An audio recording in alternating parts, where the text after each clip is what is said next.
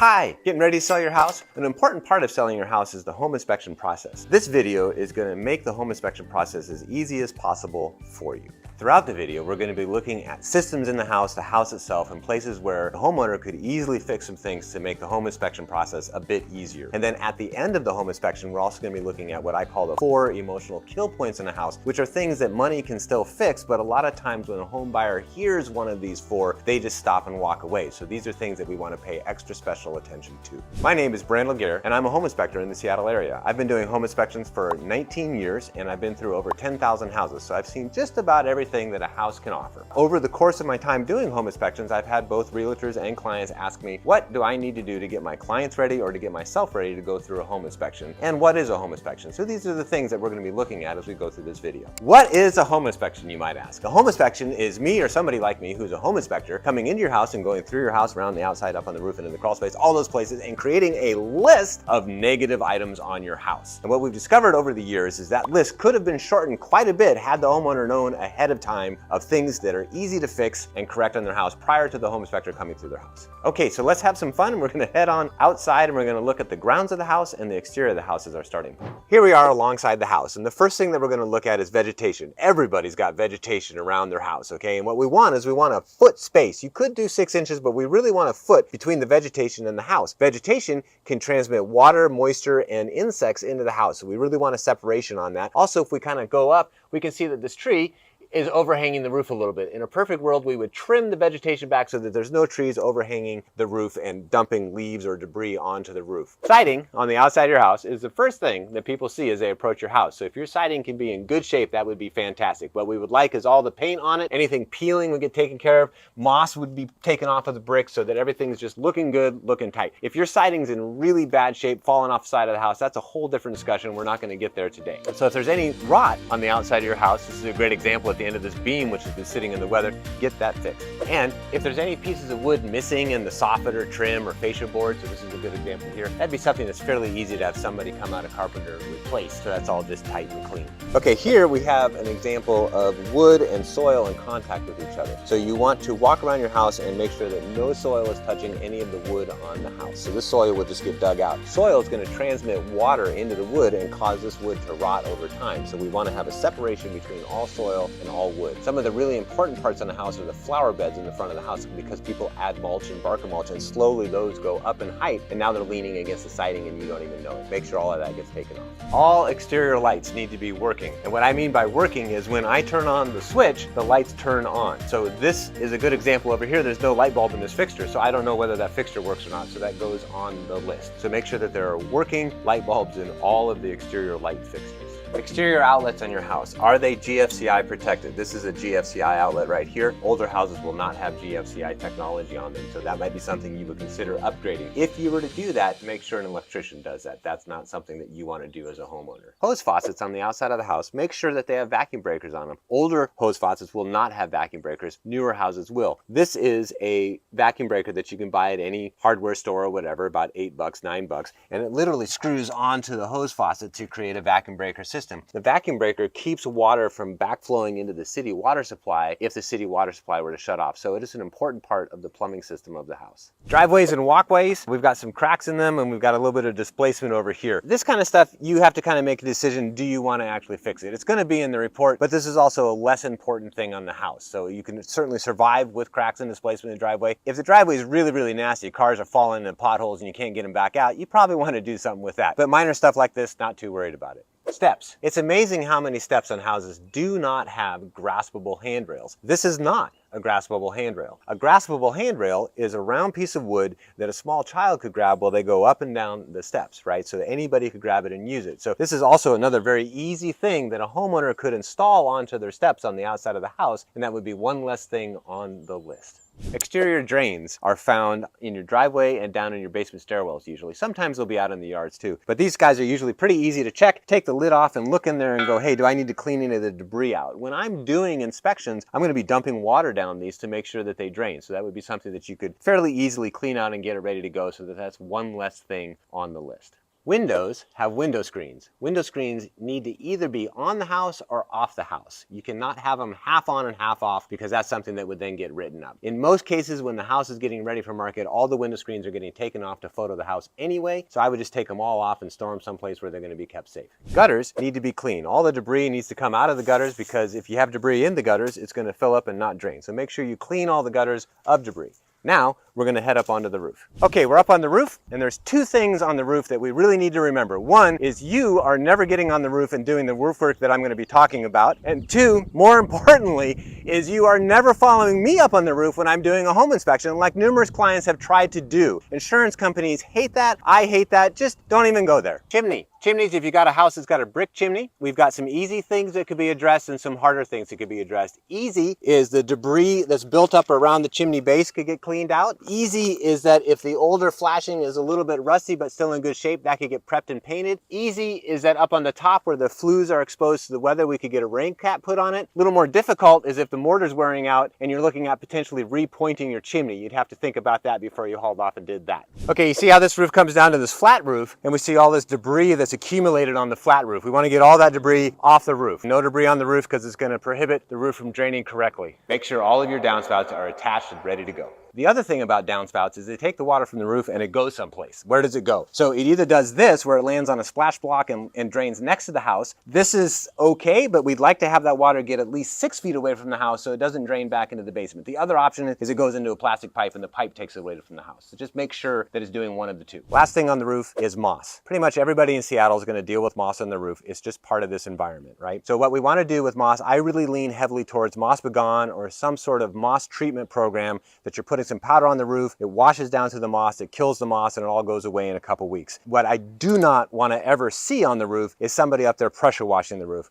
There's so many roofs that I've walked that that they tell me the roof is 10 years old, and I get up there and there's literally holes through the roof because somebody who didn't know what they were doing was pressure washing and they were digging the moss out, and the roof is totaled and they have to replace it. So do not pressure wash your roof when you're trying to remove the moss. Use a Moss Begone product to take care of it. Here's a little free tip. No extra charge in this one, just something you get all by yourself. Blue tarps. As much as people think it is the case, blue tarps are not an upgrade on the property. So I would highly recommend no blue tarps on the roof, no blue tarps on the outside of the building, no blue tarps on the inside of the building, no blue tarps. Okay, so that generally sums up our tour of the outside. We're gonna head on inside now and take a look around. Okay, we're inside the house and kind of some general observations about inspecting the inside of a house. Once again, like I said, outside all the lights need to be functional. So for example, this light is not working. When I'm inspecting a house, I am not taking the time to get up there and see if it needs to be screwed in or tested. We're just saying that light bulb doesn't work and an electrician needs to come out and fix it. So that's going to just open up a can of worms for you. Outlets. Outlets need to be accessible so I can test them. If I can test all the outlets in the house, that would be great. If there's an occasional one behind a piece of furniture, that's how it goes. Little side comment on outlets. Depending on the age of the house that you have, older houses have ungrounded wiring systems in them and their outlets look like this. They don't have the little mouth in the face, right? And so if you have an older house, this is very common in Seattle, a lot of times people will still have the older wiring system in the house, but they'll put new plugs in so they can plug their vacuum cleaners in. And now I'm calling every single one of these plugs wrong because when I test it, it's ungrounded. And so if you have an older house with ungrounded wiring in it, you can either rewire the house, which most people are not going to do because it costs a whole lot of money, or you can take these outlets and revert them back to the 2-prong outlet, or you can put a GFCI outlet in those, and that's got a little button and it will mimic a ground. If you do that, make sure it has a sticker on it that says no equipment ground on it because I'll still be calling it out. If you were to do any of those fixes on an outlet, you want to make sure that an electrician does that and you do not do that.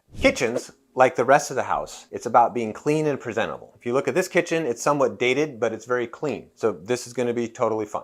I'm going to test all the appliances as part of the inspection. So what we're really keyed in on is, do the appliances work? I'm not so much worried about whether the appliances are older or newer. I'm worried about whether they're functional or non-functional. So make sure all the appliances are working. The other thing with appliances that I find when people are getting ready to put their house on the market is a lot of times in the oven and the dishwasher particularly, people will store things in them. And so I would highly suggest making sure that they're open because it's a real bummer when I come in and turn on the oven and dishwasher and there's stuff stored inside the dishwasher and oven. Ice makers and freezers with ice makers inside them. Make sure that those ice makers are on and I've got ice in them. That way I know that they're working. If they're empty, I'm going to talk about the fact that I don't know if they're working or not. Another little side note, just one of those other freebies for you guys. The ice that you buy at stores and you fill up your ice makers with, that's a different shape than what your ice maker actually makes. I'm not saying anybody's ever done that, but I'm just saying you may want to think about not doing that. Outlets in the kitchen should all be GFCI protected. A lot of times in older houses they're not, so that may be something that you want to upgrade. It's fairly easy to do. Again, if you upgrade outlets, that is something an electrician is doing, you are not doing. One of the main places in the kitchen that I find damage occurring is underneath the sink, because this is where all the water happens in the kitchen. And so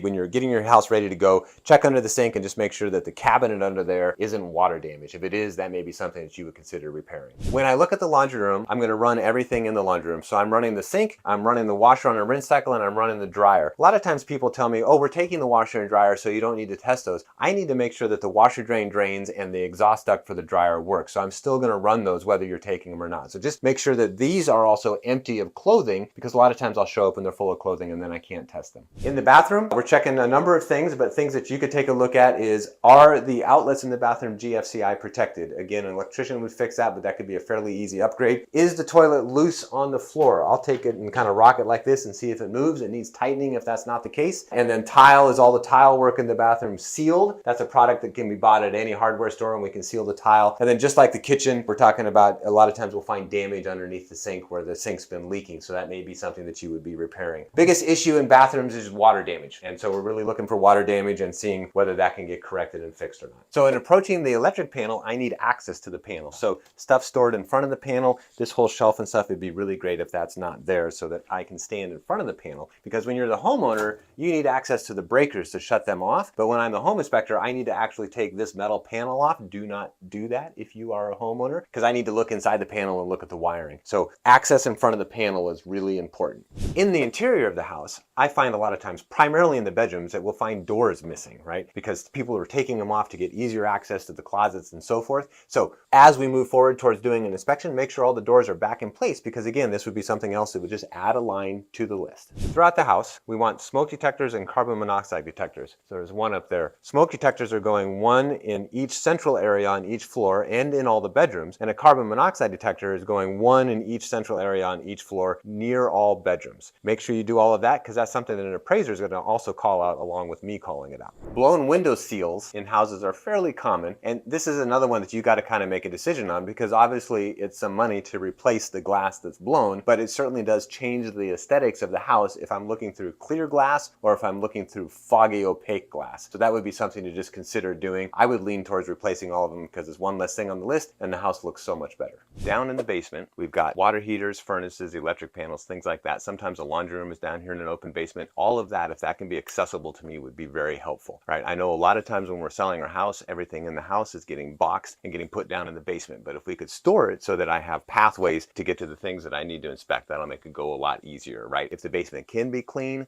that would be awesome too. Things that you can do as a homeowner as far as your plumbing system goes. You're not necessarily replumbing your entire house and upgrading everything, but we do need to look at the plumbing system, find out how old the pipes are, stuff like that. The main thing that a homeowner can do is, here's a water heater, and does that water heater have earthquake straps? Neither one of these water heaters have earthquake straps, and that is something that the appraiser is going to call out on their inspection as well as my inspection. So that's an easy thing for you to go to a big box store or something, get earthquake straps and get them bolted into the wall in the basement so that they don't rock and shake. Heating systems, kind of the main thing for me, one, are they functional? Do they work? And then two, have they been maintained? Do we have a service record on them? A lot of times I find that service companies do not put stickers on the furnaces anymore. So if you could have your receipts somewhere near the furnace so that when I'm there home inspecting, I can see, oh, it's been cleaned and maintained. And if you haven't serviced your furnace recently, make sure that it gets serviced before the house goes prior to market so that it's been recently serviced. One of the main things too is filters. We're always finding dirty filters, so make sure that that filter gets pulled out and replaced. That's a very easy thing for a homeowner to do. So this is the attic access. In this house, it's located in the bedroom, which they frequently are. So the first thing is to make sure that the closet in the bedroom is free of clothes and stuff so I can actually get into the attic, because part of the inspection is I do have to get in the attic. Second one is a lot of times the accesses are painted shut, and so I'd love to have that open so that it's easy for me to open it up and get into the attic. All right, let's go into the attic. We're in the attic, and the things that I'm going to be looking at when I crawl through an attic is how much insulation is there in the attic, what kind of roof framing do you have, and then issues that we have up in the attics a lot of times are going to be water intrusion. Is the roof leaking? Do we have rats in the attic? Do we have mold on the sheathing because there's not enough ventilation? So those are the things that I'm going to be looking at while I'm going through an attic.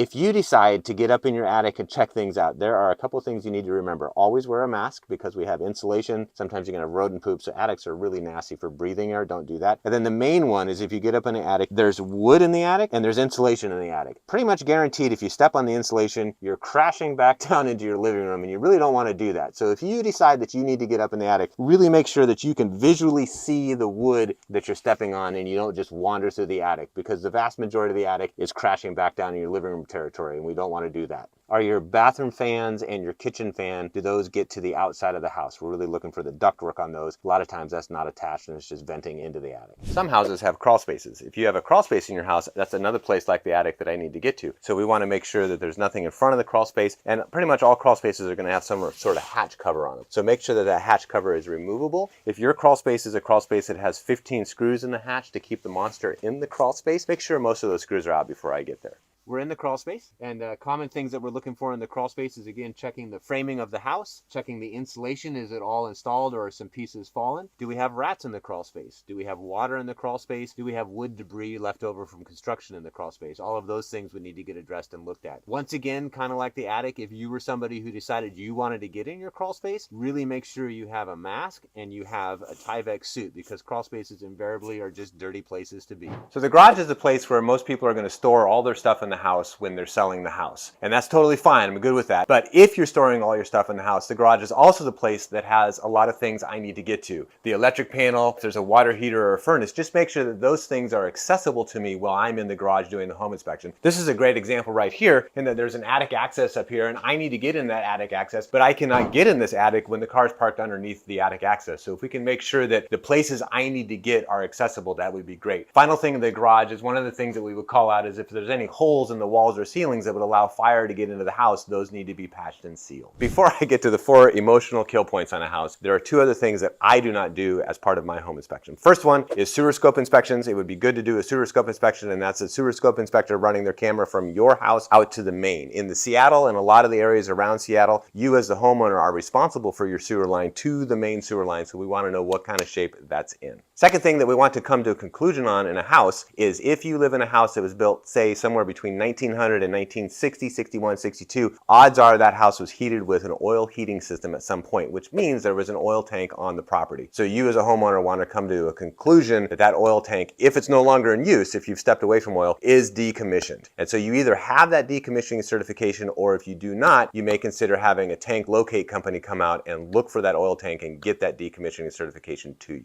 We've made it to the 4 emotional kill point part of the video. If this video has been helpful to you so far, please hit the subscribe and like us. Why are they called the 4 emotional kill points? What I've discovered over years of doing inspections is the 4 things we're going to talk about. When people hear these things come up on an inspection or about the house, they emotionally stop thinking and sometimes walk away. And so if you can address these 4 items, then that will make your house sale go a whole lot better. Number 1 is lead paint. If your house is built prior to the 1980s, odds are it's got lead paint in it somewhere. The best thing you can do with lead paint is just to make sure that all the paint on the inside and the outside of your house is clean and recently painted, no peeling paint, and that's about the best you can do. Number 2 is mold. Most of the time, I'm going to find mold up in the attic due to lack of ventilation or bathroom fans venting into the attic, stuff like that. If we find mold during the inspection, that's something that I would highly recommend you get remediated prior to going on the market. Number 3 is asbestos. Asbestos is a building product that was very common from the 1900s all the way up into the mid-1970s. The primary place that I'm concerned about asbestos is asbestos tape that's going to be inside your heat ducts or on your heat ducts down in the basement. And that would have carried from 1900 into the late 1950s. So that's definitely something you want to check out. And if we do find asbestos in your house, again, I would highly recommend that that gets remediated prior to the house going on the market.